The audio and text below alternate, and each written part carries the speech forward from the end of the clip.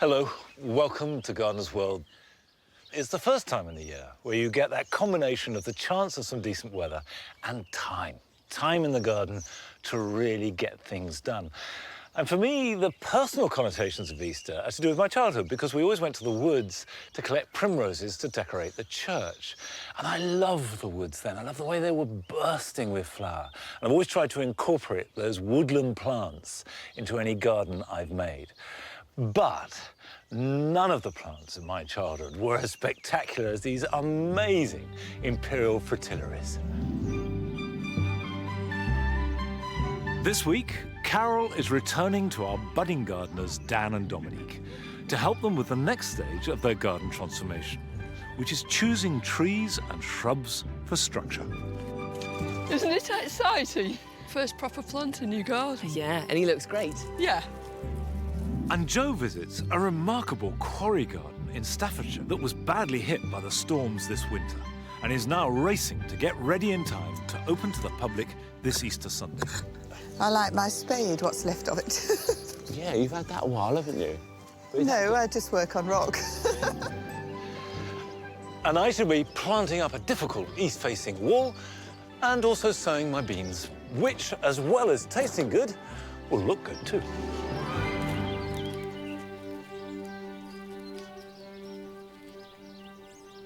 First, I'm going to refresh the spring garden. You may remember that last winter I took out the hornbeam hedge that ran all the way along it.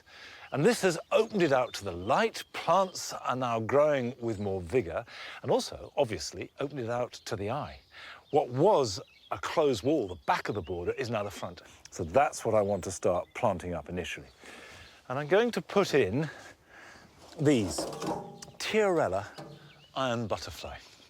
It's a woodland plant from North America and has got these spikes of white flowers touched with pink. Now, they will grow perfectly well in shade, and this will get much more shady when the limes come fully into leaf.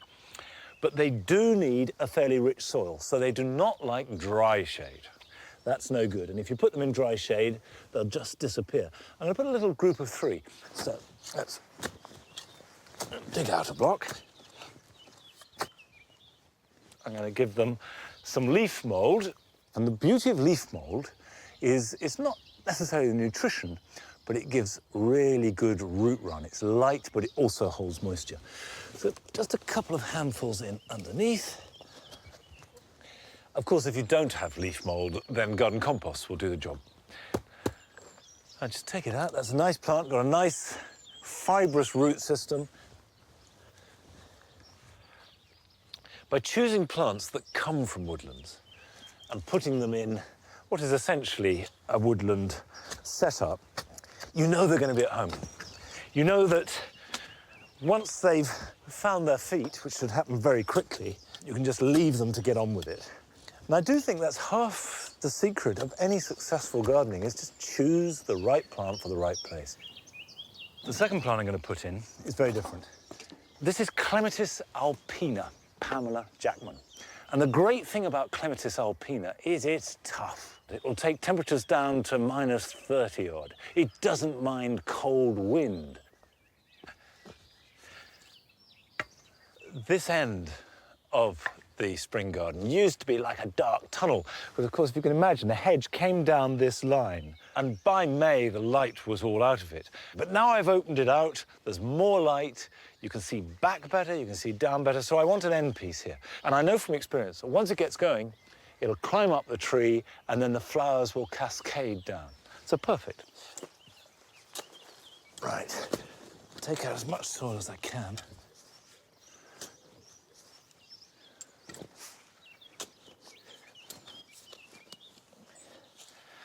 So I've got a nice deep hole, and I'm going to put some compost in. And it doesn't have to be your best garden compost. Just get some organic matter in below the clematis. And these early flowering clematis tend not to suffer from wilt, but as with all clematis, any doubt, plant it deeper rather than shallow. So you could plant it so that it's buried up to about that point. And so if it does get wilt or damaged, it will regrow from the stem that is below the ground. get down in there. Pop that in. Flowers appear at the end of March in the south, middle of April in the north, and will carry on for about 3 weeks with this glorious spring blue display. I shall use the rest of the compost to mulch around this. And it's worth giving a clematis, especially a new one, a good soak at least once a month for the first year after planting. And of course, I'll water the Tyrella too. Now, to get inspiration for your garden, Joe has been to visit a garden in Staffordshire, which is busily getting ready for its opening.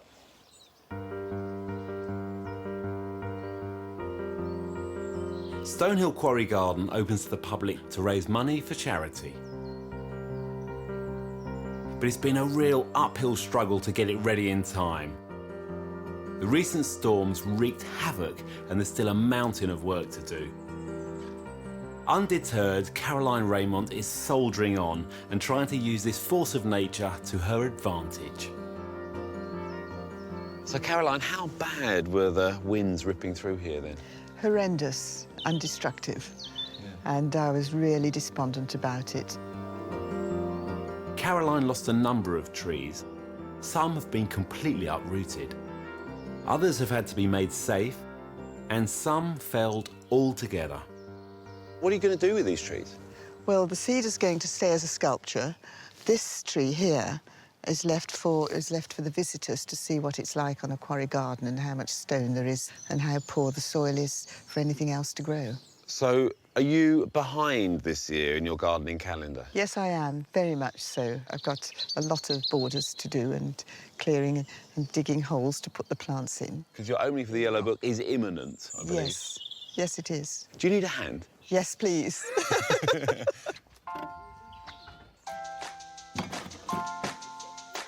When Caroline moved here with her late husband 23 years ago, there was virtually nothing here. Even now, it's a constant work in progress. This is just amazing. It's magical, isn't it? You'd never know it was here. No, but wonderful. So this was a quarry, it was a stone quarry, and you've turned it into a garden? Yes. There are lots of well-known spring flowering plants here, such as primroses, hellebores, and erythroniums.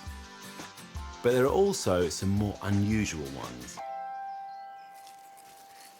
These woodland spring plants are really loving the conditions here, aren't they? They are. I'm very lucky about that, actually, because not many people have got all of this leaf mould. No, no, you've got plenty. You can have plenty more by the time you finish this. But such as that plant is Cardamine pentaphilos. Yeah, it's a beauty, isn't it? Yes, it is. And the little yellow anemone next to it, which is Lipsiensis. I really like that. I mean, they're quite unusual, those two.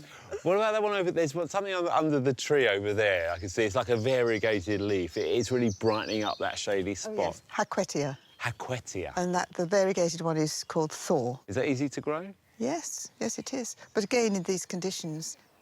And you love your trilliums, Yes, don't you? I do. What is it about much. trilliums? I think it's the structure, the mottled leaves on most of them, the colours, the way they're so upright and really quite regal. Caroline looks after this impressive 6-acre garden almost single-handedly. It's a race against time for her to open on Sunday, so I'm more than happy to help. Nothing goes to waste here. Caroline has even found a way to make use of her fallen trees. So this is great, isn't it? You're using the old birch logs here. Yes, that's right. And then backfilling it with soil behind. Because of the lack of depth. Well, yeah, because here That's right. is So your there. rock. So you're just creating, well, they're like raised beds, but they work perfectly with the natural setting here. Shall I just start popping some hellebores in then? Yes, please. Yeah? Thank you. It must be quite a tough gardening in these conditions, though. It is. It's that's why I like my spade. What's left of it. Yeah, you've had that a while, haven't you? But No, I just work on rock.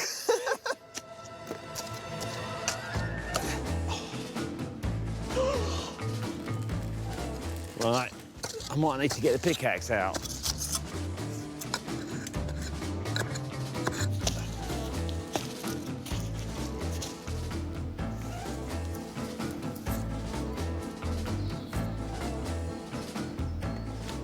have to say that a disused quarry is not the first place you'd think of to make a garden in. But Caroline has shown that with a lot of hard work, you can make something really special. Well, Caroline, I hope I've been of some use. The visitors to this garden are going to absolutely love it, I know. I hope the sun shines. Bye.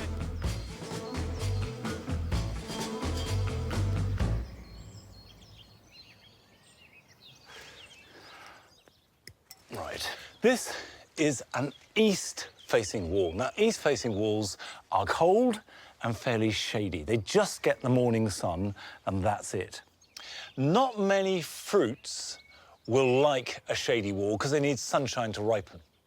But there's one that actively likes a north or an east wall, and that's a Morello cherry. That's the sour cherry that you need to cook. And that's what I'm going to plant initially against this wall. I'm putting up these wires because I'm going to fan train it. And the wires are for the canes that will support the fans to tie to. I've put in strainers. And it's important to use these strainers because it means you can tighten it. When you're planting against a wall, inevitably there'll be footings. That's concrete underneath the ground that will be wider than the wall. So always plant at least a couple of feet away from the wall. Doesn't sound good. It seems to be a day for rock gardens. Well, if Joe can use a pickaxe, so can I.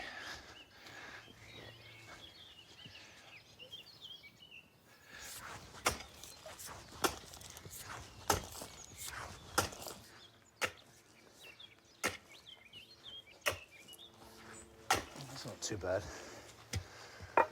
Let's get a shovel.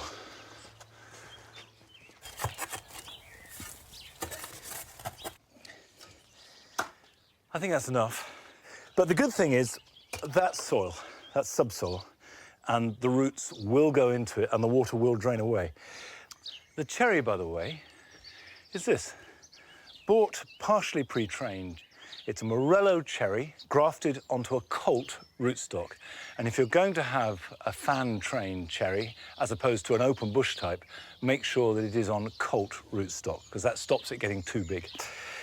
So if we take this over to the hole, you can see that I will plant that roughly like that. And then I'll train it back into the wires. But first of all, I need to prepare the planting hole. Add a little bit of compost, not too much, because otherwise it acts as a sponge for all the water. And just potting compost isn't going to be good enough. This is a tree.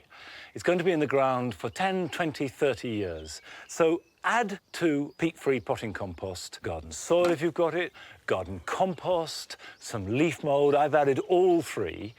But really importantly, add some drainage. I've got grit in this. It must be free draining. That will settle.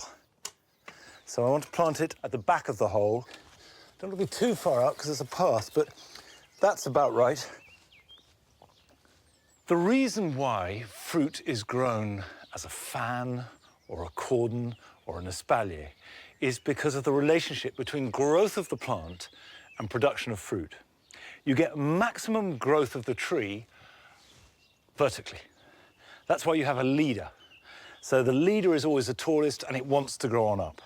But you get maximum fruit horizontally, which is why espaliers, for example, are a very good way of getting a lot of fruit in a small space. But if you want a plant to grow strong and healthily and have fruit, the answer is to go halfway between the two and go at 45 degrees. And that's where a fan comes in, because all the branches are more or less trained at 45 degrees across a wall space. Now, there is a little bit of pruning to do, because if I leave this central leader, that will go on up and up and up at the expense of the growth of the branches below it, because it actively suppresses them. I think I'm going to cut there, and that shoot will become two more 45-degree fans. So we cut like that and remove it.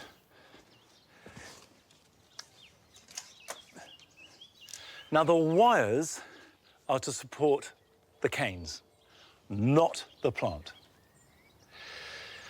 So that's the basic structure of the support, and you can see how you want these main stems to grow. Then you tie in the plant to the fan supports. We're establishing a fruiting tree that will give us lovely sour cherries, which are great for jam or puddings. Beautiful blossom, all on a shady, cold wall. And this is where Morellos are absolutely fantastic. Well, there we are. That's another job done. Now, Carol has been back to visit Dominique and Dan to help them in the year-long process of transforming their garden.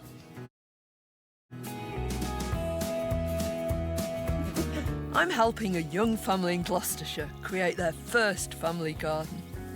They started with a blank canvas and they've got a plan. Next to the house, they want a patio area for entertaining, a lawn to relax on surrounded with beautiful flowers, and a productive veg plot. Since my last visit, when we laid the lawn, they've been busy improving their soil with well-rotted manure, repairing trellis, and their neighbour has replaced a dilapidated boundary fence.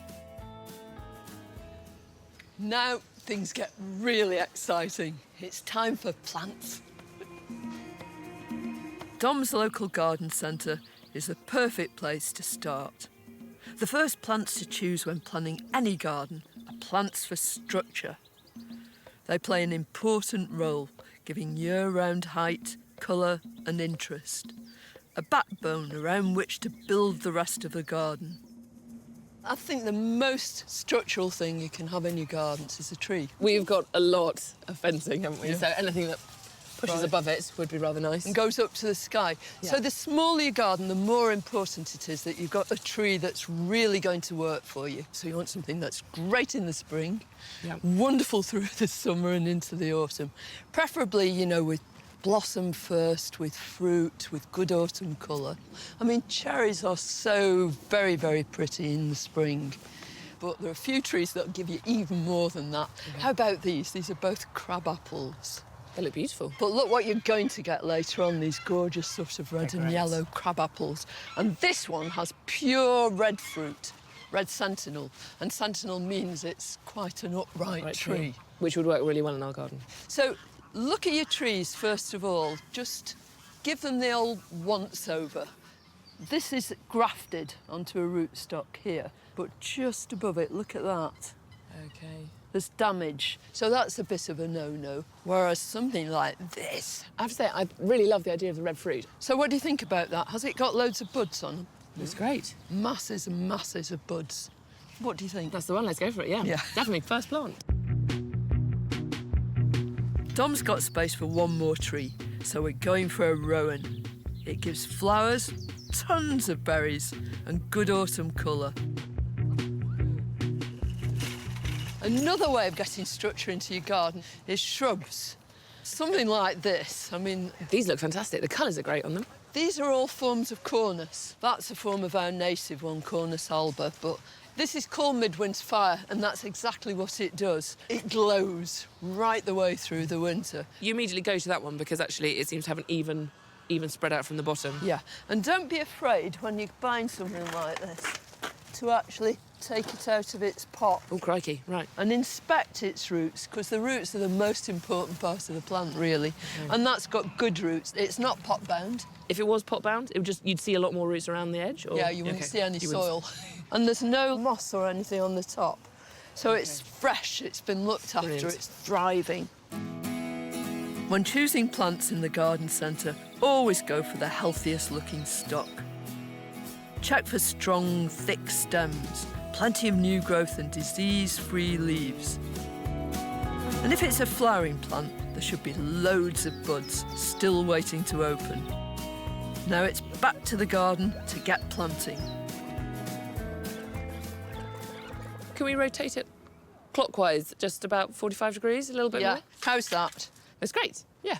Now, when you're planting a tree, modern thinking is that you should make a shallow hole. It's called saucer planting. That the top of your you know, where this joins the soil stays at the same level right across the whole, but it encourages the roots then to go outwards, which is what you want from your tree. Normally, you might think about teasing the roots out, but I think that these roots are just raring to go. Right. And also, the less disturbance your tree gets, the better, especially when it's about to start flowering. Woo! Isn't it exciting?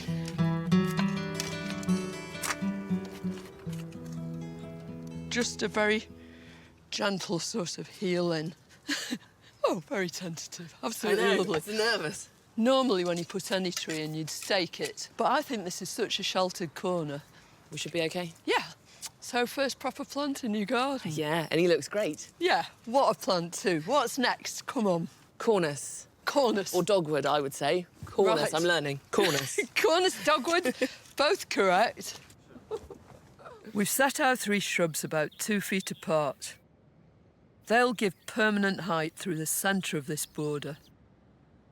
Planting most shrubs, the idea there is always to get them level with the soil. Yep. But with Cornus, it's a suckering shrub, and what you want it to do is produce lots and lots of those red stems. You give it a flying start, you plant it deep.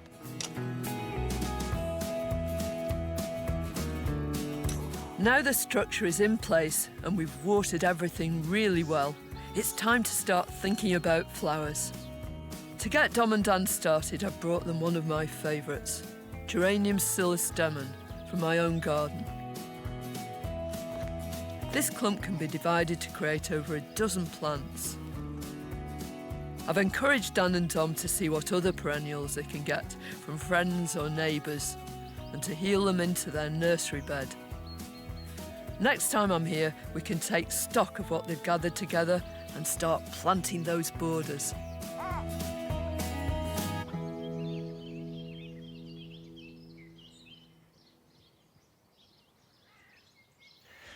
One of my own favourite trees for a small garden is this cherry, Taihaiku. It can be quite fickle in its flowering because it's very easily damaged by heavy wind or heavy rain. But this year, it's fantastic. It's looking as good as it ever has done. It is lovely to have a bit of time to stop and just look at things. But there are jobs to be done. And here are some you can be getting on with this weekend.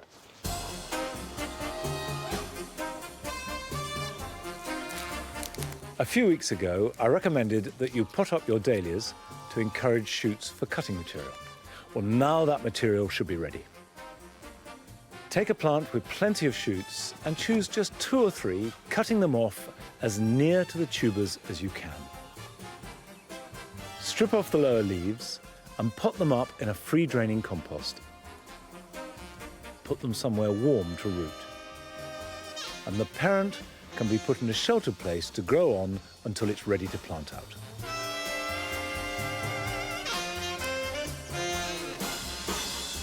Hardy annuals can be sown directly where they are to grow.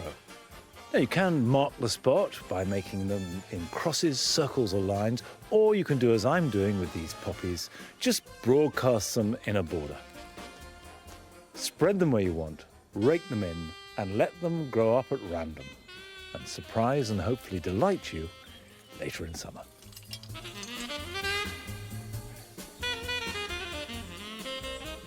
Late flowering clematis are putting on a mass of new growth at this time of year and not necessarily attaching themselves securely.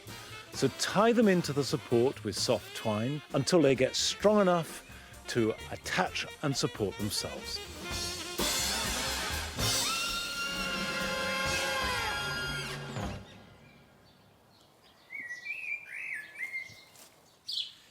Good boy. This way, yeah. Nigel, come on. No, I need the string. Nigel, I need it. And go. One of the jobs I really like at this time of the year is building a structure to support climbing beans. They need a really good wigwam or line that will take the weight of them. But it should look good too, and if you build it now, it's in place for when the beans are ready to need them, which won't be for another month or so. This year, I thought, because we're in a cottage garden, I'd continue the rhythm of the wigwams right around the whole of the garden. So some of them will have clematis, some of them will have climbing beans, some of them will have sweet peas, all decorative, some of them tasty. One goes in like that. Now, this ground has been composted and rotivated, so it's really rich. But if your soil is a bit light or it hasn't had much attention, you do need to enrich it. Beans are greedy, thirsty plants. You cannot give them too much organic material underneath the roots.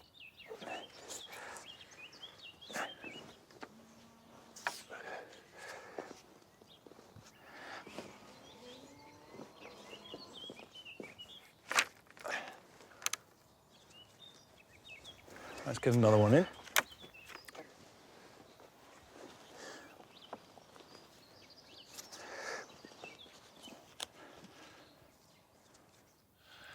Right, that's the structure done. Now the plants. Come on.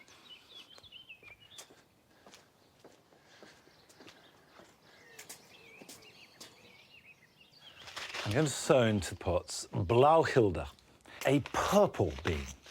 And it's really important that not only do they taste really good, but also they look good.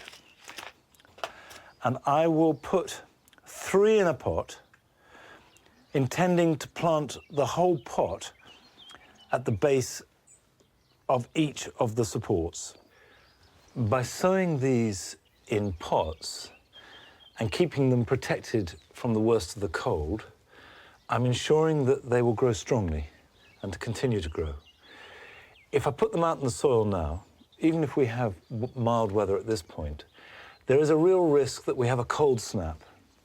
And even if they germinate, they can stop growing at that point. These are equatorial plants. They want to grow in warm conditions. And when they stop growing, that's when the slugs and the snails get at them. Those will germinate in the greenhouse, and as soon as they're growing strongly, I'll put them in the cold frame and then harden them off. In about a month's time, I'll plant out really strong plants at the base of each support of the wigwams.